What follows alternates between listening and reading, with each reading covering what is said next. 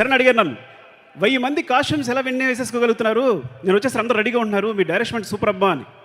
అంటే 1000 మెంబర్స్ కూడా కాస్ట్యూమ్స్ అని టగటగా రెడీ చేసి శాంతితో కలిపి, అంటే పరిగెడుతూ ఏమీ అవకాశం అంటే కనీస సౌకర్యం లేని చోట వెనకాల బ్యాక్గ్రౌండ్ ఇంత పక్కాగా ఉంది కాస్ట్యూమ్స్ అంటే కారణం తనే.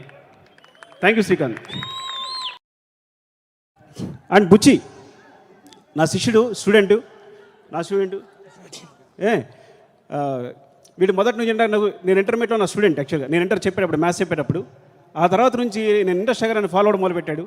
ఫాలో అయ్యి నా దగ్గర అసిస్టెంట్గా జాయిన్ అయ్యే వరకు వదలలేదు.